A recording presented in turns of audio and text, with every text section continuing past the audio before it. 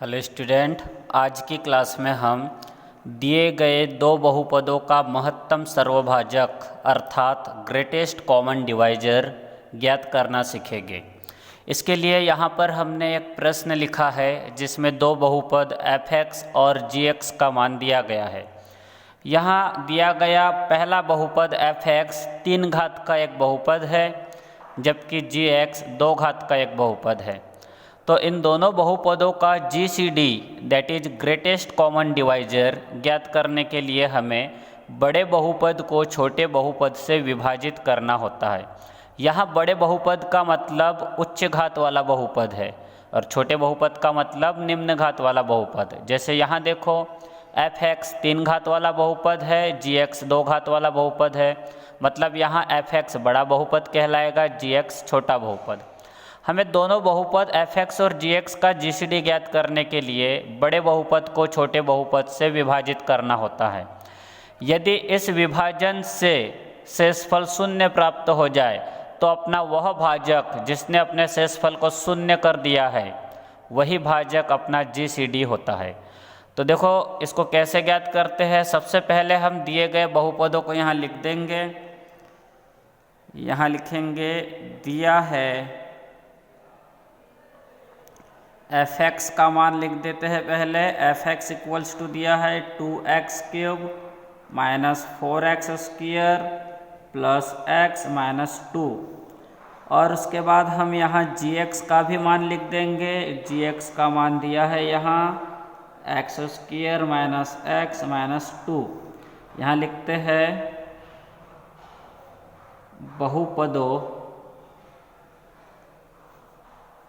f(x) और g(x) का महत्तम सर्वभाजक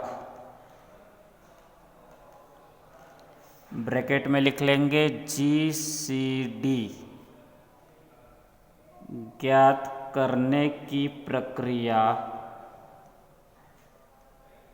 निम्न है।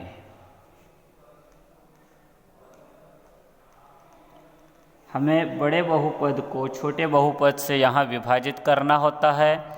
सबसे पहले हम यहाँ बड़ा बहुपद लिख देते हैं। अपना बड़ा बहुपद है f(x) जिसका मान 2x³ minus 4x² plus x minus 2 है, और इसको हम विभाजित करेंगे छोटे बहुपद से, मतलब g(x) से। g(x) है यहाँ x² माइनस x माइनस 2। तो देखो विभाजन की प्रक्रिया कैसे होती है। सबसे पहले हमें ये सोचना होता है कि इस भाजक में किसका गुणा करने से भाज्य का पहला पद 2x³ मिले। ऐसा सोचने पर हम पाएंगे कि यहाँ 2x से गुणा करने पर, इस भाजक में 2x से गुणा करने पर भाजक का पहला पद 2x³ मिलेगा। इसलिए हम यहाँ पर भागफल में 2x को लिखेंगे और इस 2x का भाजक के सभी पदों में गुणा करके यहाँ लिखते जाएंगे। 2x का सबसे पहले x² के साथ गुणा करेंगे तो हमें प्राप्त होगा 2x³।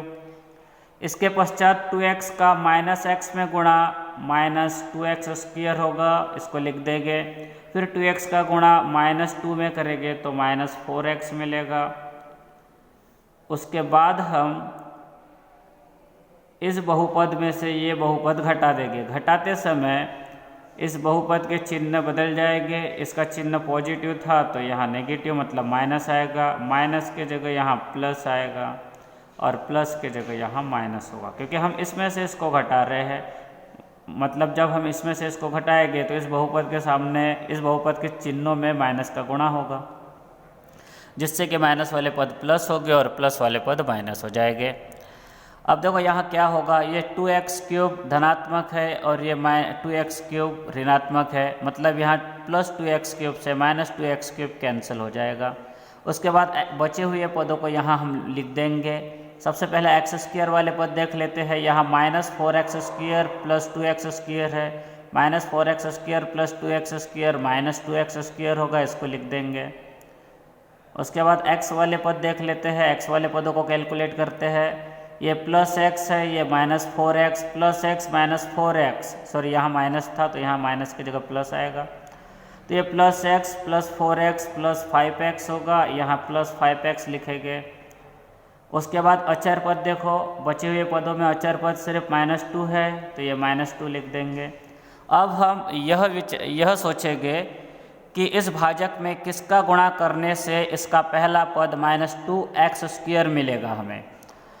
ऐसा सोचने पर हम पाएंगे कि यह -2 का भाजक में -2 का गुणा करने से हमें इसका पहला पद -2x² मिल जाएगा। तो हम क्या करेंगे, उस -2 को यहाँ पर भागफल में लिखेंगे और -2 का भाजक के सभी पदों में गुणा करके यहाँ लिखते जाएंगे। -2 का x² के साथ गुणा -2x² होगा, इसको लिख देंगे। उसके बाद -2 का गुणा -x के साथ करेंगे तो +2x होगा। फिर -2 का गुणा -2 के साथ करेंगे तो हमें +4 प्राप्त होगा। उसके बाद फिर से हम इन पदों में से इन पदों को घटाएंगे, घटाते समय इन पदों के चिन्ह बदल जाएंगे। यहाँ माइनस की जगह प्लस आएगा, प्लस की जगह माइनस, फिर प्लस की जगह माइनस। ये -2x² प्लस 2x² से कैंसिल होगा। अब x वाले पद देख लेते हैं, 5x -2x 3x होगा, इसको लिख देते हैं। यह -2 -4 -6 होगा, इसको लिख देंगे। अब देखो यहाँ क्या हो रहा है, ये जो शेषफल मिला है यह शेषफल भाजक से छोटा है, और जब शेषफल की घात भाजक की घात से छोटी हो तब भाग नहीं जाता है। तो ऐसी स्थिति में अगर शेषफल में से कुछ कॉमन निकल रहा हो तो कॉमन निकाल लेंगे। शेषफल में 3 कॉमन प्राप्त होगा, तो 3 को कॉमन ले लेंगे। फिर हमें यहाँ 3 कॉमन लेने के बाद प्राप्त होगा x -2। ये कॉमन लिया गया अंक 3 छोड़ देंगे और बचे हुए शेषफल को यहाँ लिख देंगे, मतलब यहाँ x -2 लिखेंगे।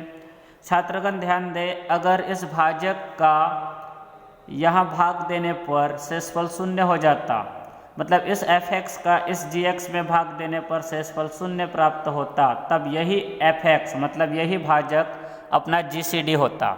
लेकिन यहाँ शेषफल 0 नहीं हुआ है, इसलिए यह भाजक अपना GCD नहीं होगा। तो ऐसी स्थिति में देखो क्या करना है, ऐसी स्थिति में हमें इस शेषफल को ही भाजक बना लेना है और पहले जो भाजक था उसको भाज्य बनाना है। शेषफल को भाजक और भाजक को भाज्य बनाकर हमें इस प्रक्रिया को पुनः दोहराना है, और हमें अब इस नए भाजक से इस भाज्य को विभाजित करना है। भागफल को यहाँ लिखना है और शेषफल नीचे लिखते जाएंगे। तो देखो क्या करेंगे, x -2 से हमें इस भाजक को विभाजित करना है। जो भी भागफल आएगा उसको यहाँ लिखेंगे। सबसे पहले हम यह सोचेंगे कि x -2 में किस से गुणा करने पर इस भाज्य का पहला पद x² प्राप्त हो। ऐसा सोचने पर हम पाएंगे कि x -2 में x से गुणा करने पर इसका पहला पद x² मिल जाएगा हमें, इसलिए इस x को यहाँ भागफल की जगह लिखेंगे। फिर x का इस भाजक x -2 में गुणा करके यहाँ लिख देंगे। x का x में गुणा x² होगा। उसके बाद x का -2 में गुणा -2x होगा, इसको लिख देंगे -2x। फिर उसके बाद फिर से इस बहुपद में से इस बहुपद को घटाएंगे। घटाते समय इस बहुपद के चिन्ह बदल जाएंगे। ये पॉजिटिव था तो यहाँ नेगेटिव साइन आएगा। ये ऋणात्मक चिन्हों को यहाँ पर धनात्मक लिखेंगे, मतलब माइनस की जगह प्लस लिखेंगे। फिर उसके बाद देखो यहाँ x² -x² कैंसिल हो जाएगा। फिर x वाले पद देख लेते हैं, -x + 2x, -x + 2x + x होगा, इसको लिख देते हैं। उसके बाद अचर पद यहाँ -2 है, -2 को लिख देंगे। अब हम यह सोचेंगे कि इस भाजक में किसका गुणा करने से इसका पहला पद x प्राप्त हो। ऐसा सोचने पर हम पाएंगे कि +1 का गुणा करने पर इस भाजक x -2 में +1 का गुणा करने पर हमें इसका पहला पद x मिलेगा।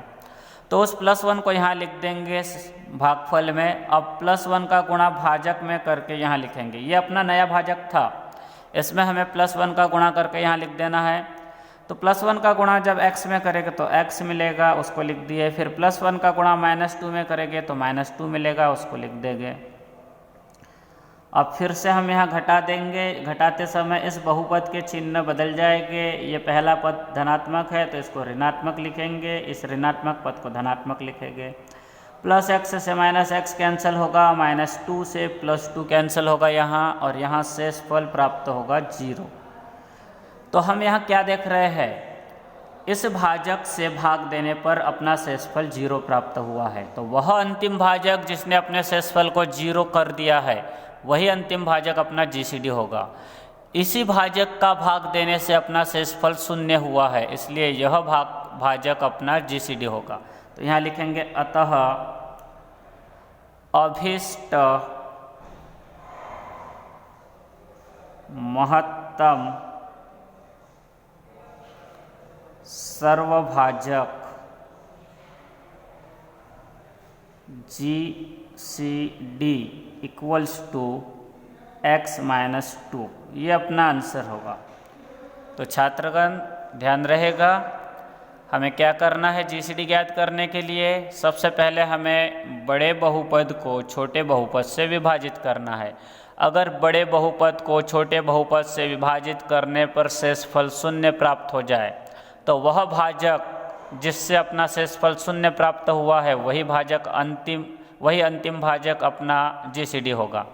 देखो हमने यहाँ fx को gx से विभाजित किया तो हमें यहाँ शेषफल 0 प्राप्त नहीं हुआ, इसलिए हमने इस भाजक को GCD के बराबर नहीं लिखा।